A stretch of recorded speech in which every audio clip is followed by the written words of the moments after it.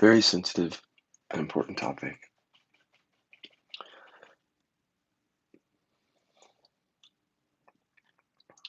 Dear Scott, I'm very angry and feel I'm going to explode. This fire is so strong like never before. The more buried memories and frozen feelings come up, the angrier I am. I didn't know I was sexually abused many more times than I could remember, and I can see now how deeply it damaged my system and my life. I feel I just want to stand in front of my abusers and tell them they are fucked up and their mind is sick and go to hell for what they've done to me and what I went through. I just want to say it to their faces and to their eyes and be sure they don't miss a word. I want to confront them with what they've done. What kind of sick people abuse a child or sexually abuse a helpless young girl? The more the image comes together and I see my lifeline and the causations, the more angry I feel. This world is so strange for me, cannot understand anymore. What kind of strange, sick duality is this? I'm confused. I feel this deep connection and love with everything, adoring this whole existence, really. I'm in love with this, yet at the same time, I think this whole humanity thing just doesn't work. And this world with all the people, with all the strangeness compressed into their minds, acted out as an unconscious strangeness. I don't even know how to finish this sentence. And on one hand, I'm eternally grateful that I'm healing from my traumas. But on the other hand, I can't understand why I had to go through those things. I am 34 and my life was just a mess. I lost 34 years of beauty. I just can't find the meaning, or I don't find the meaning in all this mess. Waves of deep grief. They go through me from time to time, and I just wish for myself that one day I'll forget all this and will live happy and free.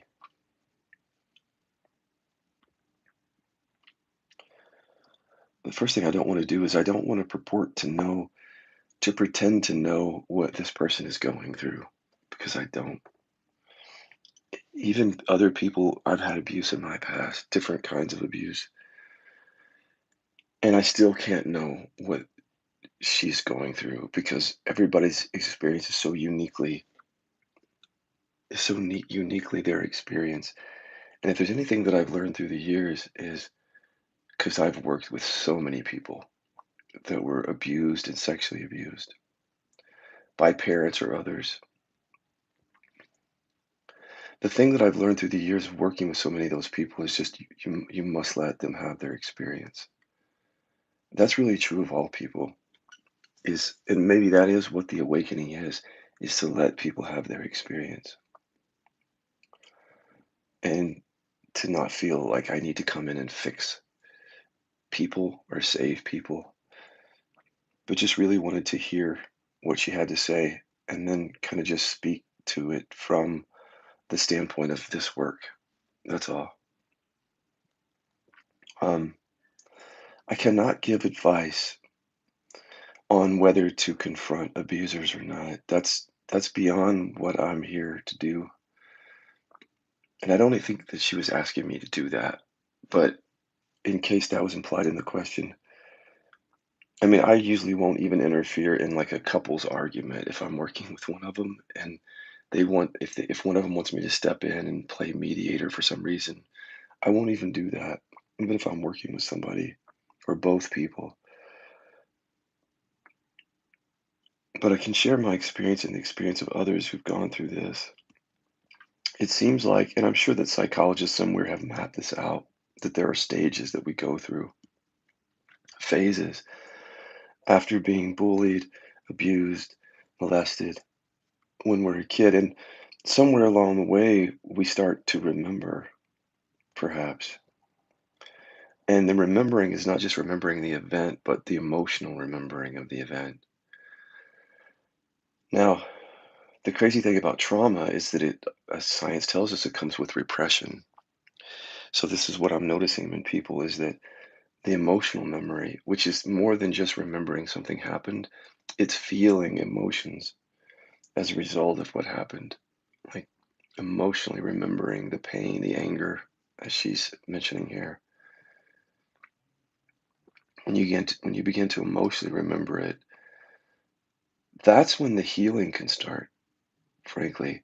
With trauma, as science says, it's often repressed, and I've seen this in sessions so many times and make your head spin, how something really, really horrible could happen when we're a kid.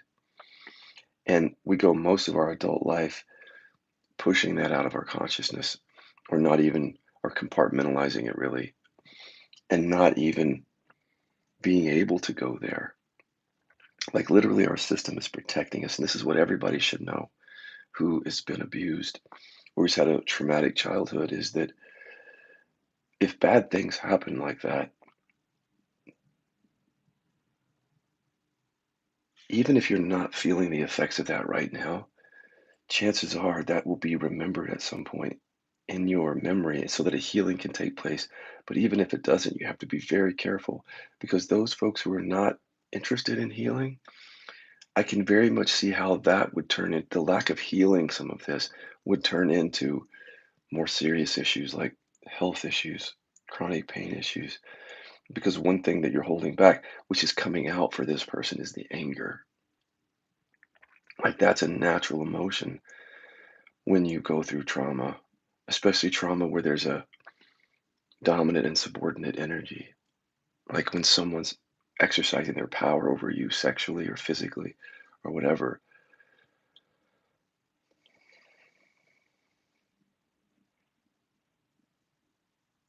So when we are dominated like that, when you're a kid and you're at the receiving end of a very harsh treatment like this, sexual abuse or otherwise,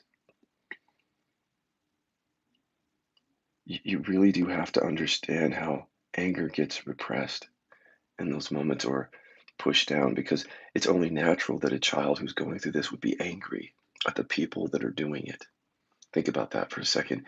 If a child was fully conscious and not just paralyzed by into a state of dissociation or frozenness, it would be quite, we would not be surprised if a child, for example, got angry, violently angry, when you started to do something like this to a child. But many times when children are abused, they don't have their voice online. They can't get angry. They're afraid. They're often following somebody who's older than them in the sexual abuse situation. So they're trying to get love and attention from that person. This is what's so insidious about this. So sometimes the abuse, quite often, is perpetrated by people that you're close to, people that are in your family, or people, friends of yours, maybe even slightly older, people that you look up to and that you want to love you. And that's where it gets even more difficult. And I'm not speaking, guys, I'm speaking directly from the minds of those people who've been abused, not from any article or research here. This is experience of just years of working with people like this. That something happens in a moment when abuse happens is that, just like science says, is that we sometimes, many times, shut down because we have to, because this is how we survive these moments. Especially when you have a mix of emotions. So you might feel angry and afraid while something is happening, but also have feelings of wanting to, in some cases, wanting to please the person who's doing it, especially if they're a family member. Like this is a person that you normally get love from, for example, if it's a father or an uncle. So going along with it or not saying anything sometimes is the way that solidifies the suffering, because then all those other emotions, shame, anger, fear, get mixed in with this strong desire to be loved or accepted and to go along with. And also in the case of sexual abuse, sometimes there's an enjoyment on some level of it. Not everybody, for sure, but people have reported through the years that they felt shame even because there was a part of it, part of them that enjoyed that physically. And where it gets even more complicated is when the child even begins to long for that kind of attention from, and this is not to blame the victim, it's just how children are. They've reported to me as adults that, when he would do this to me, even though it was uncomfortable and mom didn't know, I felt loved. And then when he stopped doing it, I felt rejected. These are all emotions. It's not just anger and fear. There's a whole mix of emotions that can get tied to sexual abuse, particularly. So this brings up the work that we're doing here. Because we repress these things, that's how we're surviving, right? We literally survive when we're younger by not going to these areas, to not consciously pulling up these events and feeling the feelings of these events. So we're surviving.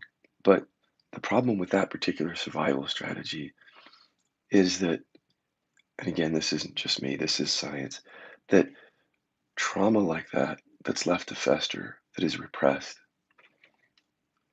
so easily turns into physical ailments, diseases, and chronic pain. And science is studying that now.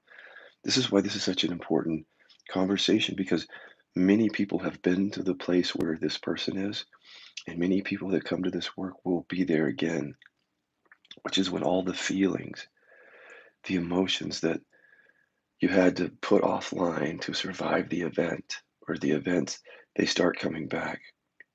And when they start coming back, it's easy to identify with them.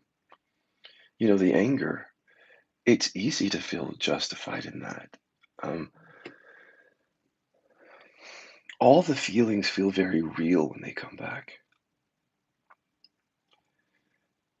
And then, of course, the one thing that the person is saying here is that all I want to do is I want to look my abusers in the eye, confront them. And maybe that's part of what has to happen. I don't tell people one way or the other around that. There's no way that I would give advice about whether to confront your abuser. That's a personal choice. I don't give that kind of advice. But what I can help with is the skill to work with this stuff and the context, the understanding around it, what it is that we're ultimately doing here. Because even the people who did confront their abusers, like during the Me Too thing, I saw many of them needing deep healing after that too. So, in other words, it might have been helpful, healing, cathartic for them to confront their abusers, and many of them did. And at the same time, though, it really brought things to the surface for many of them, and they needed to find healing modalities. Many of them came to the Killaby inquiries after that era of Me Too. Many of them healed a lot from the abuse and then had a different view of it afterwards. But during the Me Too thing, it was natural and it is natural to confront your abusers. So the thing is if that's going to happen, you do have to understand that that's not the end of your healing process. Because I think that there's an assumption, it's unexamined, that if I do confront my abusers, then that will be the thing that I need to heal. But I think that's just one part of the healing process, if that's something that you're going to do, because I've seen people confront their abusers, and then there's a lot that remains unhealed after that.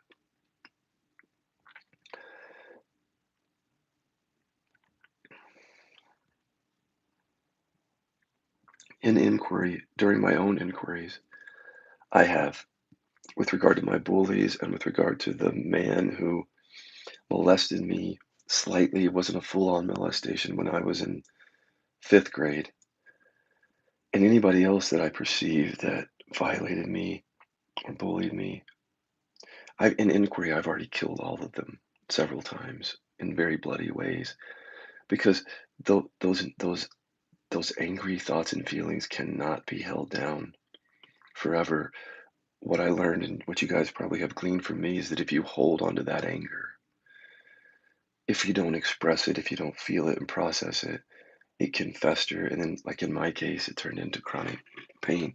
So it's not, this shouldn't be a surprise to you that during the process of working with my chronic pain, I had to pull up my abusers, my bullies, and go to town on them with anger, full on expression of rage and even hatred, violence, so that that wouldn't happen in real life.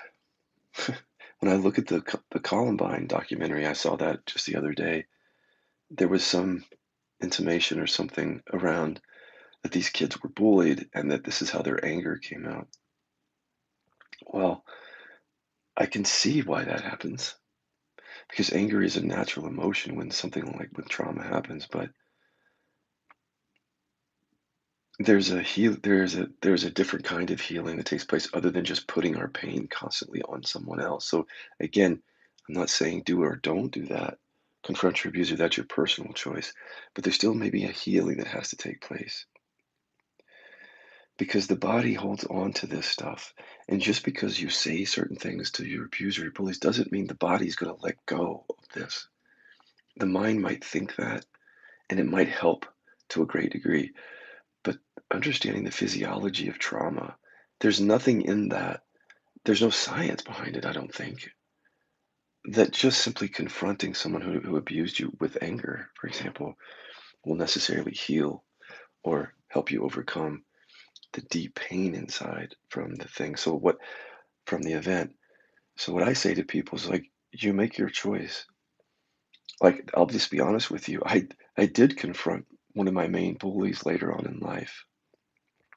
I don't even remember what I said, but it was more of like a being really clear around what happened to me and how I felt about it and what role that person played in it. There wasn't a lot of cursing or getting angry. It was just very matter of fact, like, this is what happened. This is what you did. I don't know if you realize it.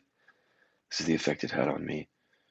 It was helpful, but frankly, I had to do inquiry after that because there's something about, I mean, even in 12 step, they'll say, make amends.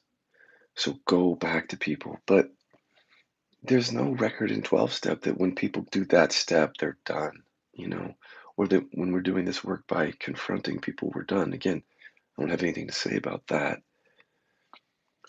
What I want to say is that this is an opportunity. When anger like this is coming up at your abusers, it's really an opportunity.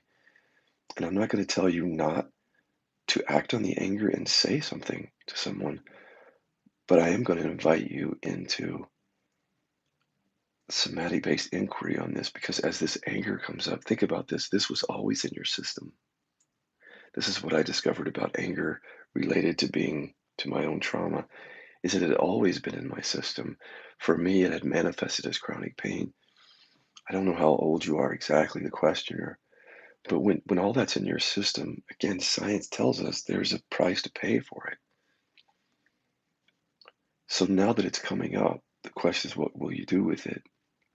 Certainly, one thing you can do is confront those people.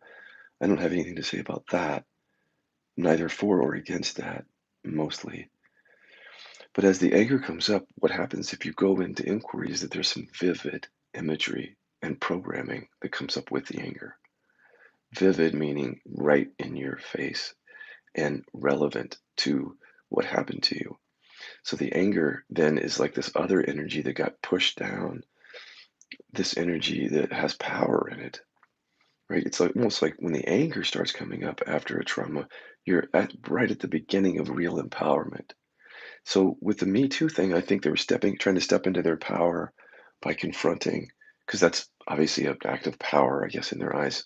Standing in my power and being angry and telling the abuser, that's one element, but what I'm talking about goes much deeper than that, which is these angry thoughts come up is to fully allow them and question them. See, that kind of thing, we don't even do that for the abusers. This is for us. This kind of healing is very self-centered, very selfish in a good way. In the end, the person who wrote this is what matters here. The healing that this person can have. So as this stuff comes up, we can become really identified with it, right? I mean, after the anger repression, when I lifted that repression with this work, I'm just gonna be really honest with you. I was fucking pissed. Pissed. Mainly pissed at the people who so ferociously bullied me when I was a kid and made me feel like just a piece of shit. But that anger got turned on some of the people around me. True story. And so I've been through kind of both ways with this. Like, as the anger comes up, it's just putting it on the people. I think during that period of time was when I emailed because I couldn't connect with my bully. I emailed one of my main bullies, but the real work came in when the anger was up is really processing it while it was up, like doing inquiry with it because and feeling it. That was the whole point is just to feel it and allow it. But I that's where I can relate because during the process of working on the anger repression, I felt some of these same feelings. But here I didn't have the same experience as this person. That's what I don't want to say. I don't want to be that guy who says, "Oh, I understand what you're going through," because I really don't. 'Cause everybody's experience is unique. But where I can find similarity is that doing the same kind of work that you're doing is just I have to say it was more than anger. It was rage. It was hatred, mainly directed at the people who I perceived so callously treated me like I was nothing and made my life miserable. In much the same way I would assume that these people did for you. But this period of time, and this is where I feel like the message that I have to share doesn't really seem to fit anywhere in the spiritual world because I don't know if other people talk this way. But I think anger has to be dealt with on the spiritual path.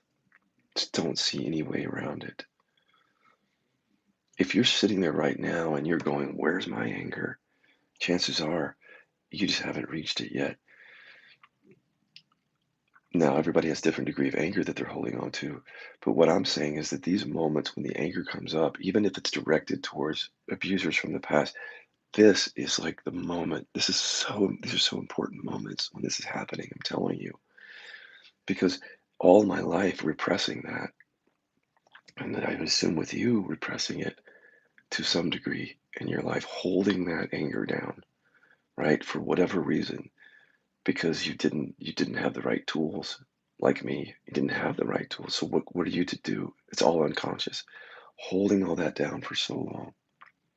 And then think about that for a second. All that energy that's holding down these emotions, that's part of the reason that you're on a spiritual search. I didn't realize it either, but holding on to all that anger, among other things, the trauma was, of course, ripe for spiritual seeking or a lifetime of self help. So it's more than just these people did this, it's like this impacted my whole life. And I probably wouldn't even be on camera right now speaking to you if I had not gone through my own little living hell around stuff like this. The point that I'm making is after repressing it for so long in my body and for so many years saying, "Where's my anger?" like to myself, I would be like, "Where is it?" Well, it was there. And this is the message that I have to tell you is like it's here, everybody. It's just you just don't know that it's here. And for those of us who've had trauma in our background, yes, it's here. And in fact, you don't even have to have trauma in your background. Not big T trauma, as they call it. You can just have any kind of relationship where you feel like just couldn't be yourself. That could result in anger. There's never been, I don't think, for me, a time in my life that was more ripe for transformation than when the anger came up. Except for when I was first, exploring non-dual practices and having big experiences. But of course, those were monumental for me. But when the anger came up, was a rich period of time that I wouldn't trade for anything. But I have to tell you that as it came up, it didn't feel like there was a lot of room for that. In the spiritual community, I just couldn't find people who were really talking about it much. So I began to talk about it.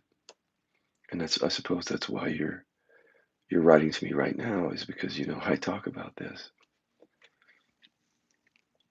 The thing is with anger is like every emotion. To repress it can do damage to us, but then to be addicted to it, to when it finally comes out, to ride it and to identify with it and to play the roles or the characters in it, believing all of it, that also. can take us to a dark place. And by the way, science is telling us that too. It's saying repressing anger can lead to mental health issues and chronic pain, physical health issues, but also being angry all the time can. So it's like both extremes. It's what science is trying to tell us. It's amazing that science does this kind of thing because it's almost like they're tuned into the middle way. They're not really, but they're illuminating extremes for us. And then if we pay attention, those extremes are relevant for us in our path. So what science is saying is, again, when you repress it, that's an extreme. All spending your whole life just pushing it down and not accessing anger is an extreme viewpoint in the sense that it can bring about a host of mental and physical issues. That's what science is saying. And then on the other extreme, they're saying that if it's not repressed and you're angry all the time, they don't use the word identified with anger, but that's what it is. That's also an extreme that can lead to a whole host of health issues. So somewhere in the balance between those two is the healthier middle way. Now, how do we get there?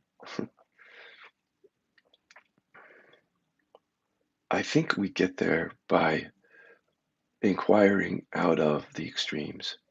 That's one way to talk about it. So, someone who's deeply repressed around something that happened when they were young, they probably then are at that one extreme where they can't even access the emotion.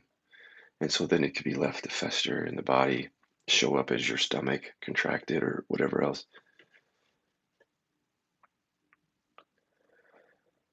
Their work, if they're repressing, is to come out of repression, to bring the feelings up, the thoughts and feelings that are repressed up, to move out of that extreme that science is telling creates so many issues. But then when I meet someone who's come out of that and the pendulum has swung all the way over to the other end, and now they're just hell bent on expressing and being mad at people, of course, that may have to happen for a while until you recognize that that's an extreme and that the clarity is not ultimately there. So then the middle way starts to show up where you recognize in your life where the extremes are showing up. So if you're repressing something in a certain moment, this work helps you to not do that, to use your voice so that the repression of anger can stop happening. On the other end is that when the anger comes out, we actually call them a second level of inquiries around anger repression. When the anger comes out, then how can you look at it with inquiry so that you don't identify with it? You don't just pick up a new identity in that and a new program and then off and running with that, creating, wreaking havoc in your system, your nervous system. Heart is affected, science tells us a lot, by anger that isn't kept, not kept at bay, but anger that isn't regulated or emotional regulation if it's not happening. There isn't like this formula that says do, and I think we've been duped to believe so in the past, where if I just do one, two, three, and four, like steps or something, then I'm going to get to this place of real clarity and a balanced view on these extremes. It isn't really like that. It's clunkier than that. It's not like formula. It's to identify how you're holding on to these emotions around this. So if you don't have any, where's my anger? I was molested, I was abused. Where's my anger? To recognize when that's the way that you're relating to anger, as if it's not there or you can't really pull it up, you can't get angry. To identify that and do the inquiries on the repression, pull yourself out of that, and then naturally see what happens is as you come out of that, this is what can happen. Where now you're angry at the other end. And I was at the other end for a while, to be honest with you. As anger started to come up, I was allowing it to come up. And I was listening to what it had to say. I was listening from awareness. There were times, though, that I would ride the wave of the anger and get caught up in it because it was a new emotion, like full on rage, a new feeling for me. So there were times when I would just get identified with it and go into it and go into that extreme view where I'm trying to. And what I recognize is that by putting my pain on someone else in those moments, it really isn't about that. What I found, you would think that being repressed and being for so long that it becomes about then for me. You would think, well, if that happened to you, Scott, well, then why can't you just be angry now and put it on other people since you haven't been able to do that? Like, isn't that the answer? And I did that a little, but it wasn't the answer. At best, it was one step that happened along the way. The real freedom on the other extreme, where you're identified with the anger, is also inquiry. That's the answer there. Because once the anger is up, then often we're believing other programs around victimhood. I remember very clearly when the anger was coming up for me around sexual abuse and bullying, is that I just felt very justified in my anger towards those people. It's very easy to fall into that really feeling justified and then identifying with being a victim. Now, here's the thing, in order for me to, when I went into inquiry, I wanted to pull the victim mentality up fully because from that victim mentality is where the anger was coming from. So, those of us who have even thought we've moved beyond the victim consciousness, sometimes when you're working with anger repression, what comes up is this anger, and you want to then identify as a victim. It's a new feeling that you're bumping up against, and you want to. It's very common, actually, that you go into the stories of being a victim, and then once you identify with that, then you want to spew the anger on other people. I get that, but this is what awakening. It awakening is really setting a higher standard in our life than just what is out there already with people, the way that they're dealing with their stuff. With awakening, we're setting the standard a little bit higher, or a lot higher, to look at what is ultimately true here. So it wouldn't be ultimately true that you're a victim. So the ultimate truth would not be in just expressing and putting on other people. That may happen, but the ultimate truth is to question even that, to question the identification with the victimhood, and to question the programs that are along with the anger. Otherwise, you could stay in that for a long time, stuck there, even.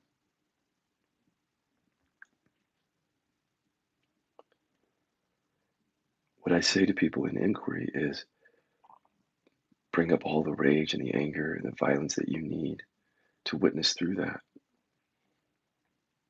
because that's a safe space.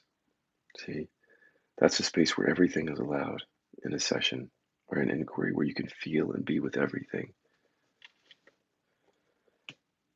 And if you don't do that, if you don't expose yourself, so to speak, to these words and pictures and feelings around anger, if you don't bring them into awareness and see them as things coming, going in awareness, it's easy then to identify with them when they come through. See, so we went into inquiry. We go into inquiry in order to not be repressed anymore. We know that inquiry is the answer there, but as the emotions and thoughts come up, we can easily get identified with those and forget that inquiry is still the answer there. Instead of just swinging from one pendulum side to the other, identifying with, I don't have any anger, or identifying with the repression, really, to identifying with the unrepressed anger. Inquiry is still the answer. It was for me.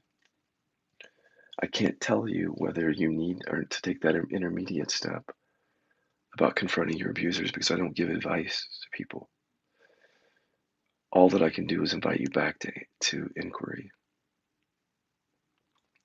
on what is coming up once the anger is not repressed.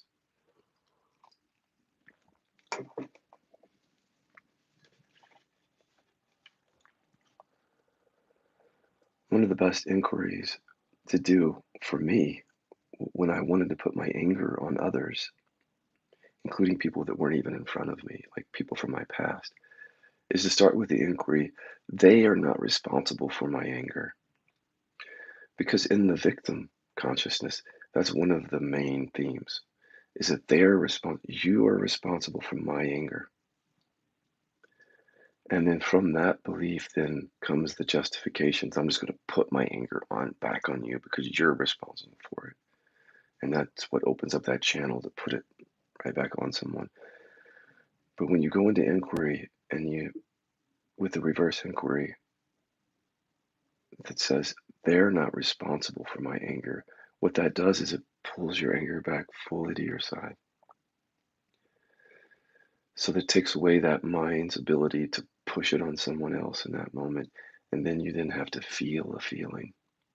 And I think that's so important because that feeling was repressed for so long. So instead of moving from repression to feeling the anger and putting it on someone else, which is another kind of way that I was avoiding feeling it, is put it on other people. When I bring it back to my side in that way, then I have to cope with that. I have to deal with that for what it is, a feeling that I'm having, thoughts that I'm having. The good news is then from awareness, I can be with those, right? Allowing all of those when they come up. That was much more helpful than for me than spewing anger on my abuser. Um, can't say it would be for you, but listen to the wisdom of what I'm saying is that either way, our relationship with anger is rather extreme. Repressed, I don't have any, or keep it down, extreme. Now I have it, I'm just going to put it on people. I'm not going to look at it here as my anger. I'm going to put it on people. Is there a middle way? Yes, but I don't think you find that middle way until you become open to looking at one, how you might be repressing anger, and two, once it comes up, how you might be identifying with it.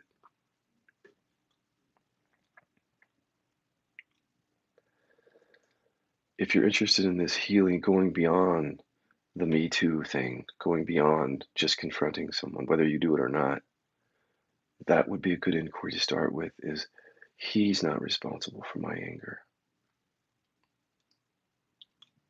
You can also just say, I'm not responsible for my anger. So you can just feel it as anger without as much desire to put it on others. But start with, he's not responsible or they're not responsible for my anger. And then you'll hear the ego fight. You'll say, yes, they are. They did this. They shouldn't get away with it, whatever else. But at least then you're witnessing it as thoughts, so to speak, on your side. You're seeing it and then feeling the emotion that comes with those thoughts. Moving that through awareness, you give it an opportunity then at some point to fall away, to dissolve, leaving awareness. That's the clarity. For me, the clarity wasn't holding on to anger and just being an angry person as opposed to a repressed person. Both identifications.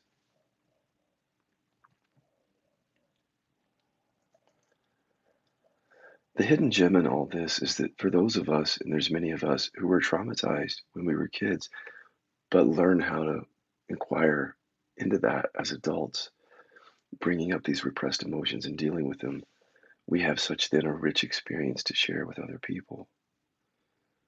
This is why, one of the reasons why we have a facilitator program is because all these human experiences coming into the facilitator community and people using these tools and moving beyond them and transcending chronic pain, body contraction, traumas, addictions, and then being able to share that with other people, right?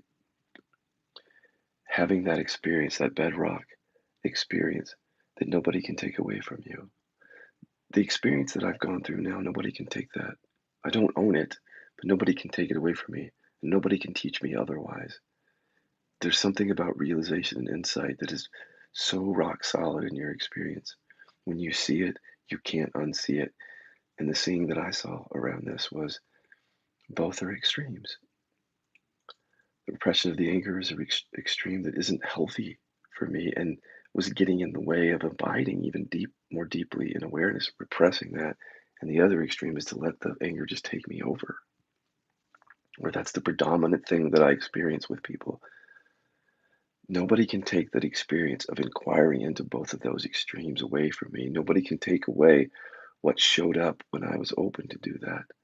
The clarity is very difficult to talk about this aspect of realization or embodiment because until you've gone through it, it's just it's hard to put into words. It's empowerment, though, is one word that points to it. And it's like from all your life being disempowered, right? Being a victim, so to speak. And even then doing repression work where you identify as a victim, but then recognizing that you're not that either. So that victimhood is disempowering. It's helpful in inquiry because you can go into the victim mentality and pull up all those thoughts, and that's where you're going to find that anger. So it's good to acknowledge the victim consciousness in inquiry, but then seeing through the victim is priceless. Nobody can take that away from you.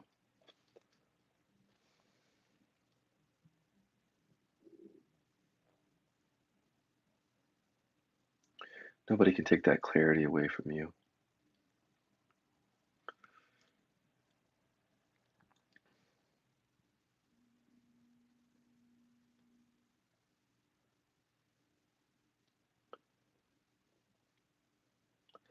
So going back to this question, where the questioner says, I feel I just want to stand in front of my abusers and tell them they are fucked up and their mind is sick and go to hell for what they've done to me and what I went through."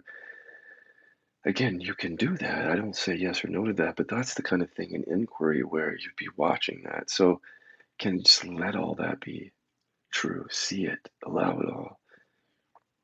If you get to this place where you become open to inquire into this, is you could do a simple reverse inquiry. I don't need to prove anything to my abusers. And then here it comes. Yes, I want to stand in front of them and show them what they've done. Witnessing that, seeing that program and allowing it fully. And every other program with that inquiry that comes up, even pictures, allowing each one and feeling each feeling that comes along with it. Transformative period. There shouldn't be any doubt about that. Just watching me do that, you can feel like how I'm sure how freeing that would be to let it all come up, but then to see that none of it is you. Like let all your anger come up, your fears, but then to stay in inquiry and awareness and see it's not you. It comes and it goes, leaving what you really are. You're not a victim, not a perpetrator. That's not what we are. There's a consciousness here that's awake to these things. That's the clarity that dawns on us as we do the deeper work is that this sentience, this capacity to be awake at the most fundamental level is what we are. And that is neither a perpetrator or a victim. It's awake to those things. Not everybody wants to go through that threshold, though. See, because we can get stuck anywhere along the way. We can get stuck with never processing our actual feelings about something, our thoughts about something, and can get stuck there. And many people are that stuck there in therapy or in the spiritual searches. Some trauma is not being dealt with, and so it's repressed, and it's creating issues and a lack of embodiment. Stuck. It's okay because just knowing that you're stuck can be the first sign of becoming open to that. And then the other place where we get stuck is this place of the Me Too place where the answer seems to be about putting this on the abuser. See, again, it's fine if that any of those things happen, they do happen, but you can see where we get stuck there. So it takes a brave soul or someone who's very, very interested in the truth, like above all else, to be interested in what's true, to be interested in freedom above all else. Those folks will move through those two places into that deeper clarity. Only question you have to ask is, are you stuck in any one of those places? And are you willing and open to move through that with inquiry, or do you want to stop there? And then how does it feel to stop there? It may feel empowering at first, so then you may stop there by being angry, but how does it feel to stay there? Just like with repression, it might have seemed like a good idea when we were kids or when we didn't even know we were doing it. It helped us survive. But is that really helping us now? Is that Is that what we want now? So you see that even though it was helpful, it stops becoming helpful. We have to move through that. And then it might seem that putting your anger on someone is helpful, and maybe it is, but then we have to move through that to the deeper clarity of what we really are underneath, but by not bypassing anything. See that? You can see where we would get stuck somewhere and then try to jump to the awareness recognition. Like, I've got a bunch of unresolved trauma, but I'm the awareness. Fine, but that unresolved trauma, that repression is there in the body, in the system still. See? So it's like a bypass. Or if we get to the place where we're just angry all the time, but we keep coming back, I'm just the awareness, I'm just the awareness. True, but you're playing the role of something else, someone else here. You've moved from victim, well, from repression to victim, angry victim. Are you willing to move through all of that to the deeper clarity without getting stuck anywhere? That's the question. Stuck on the extremes.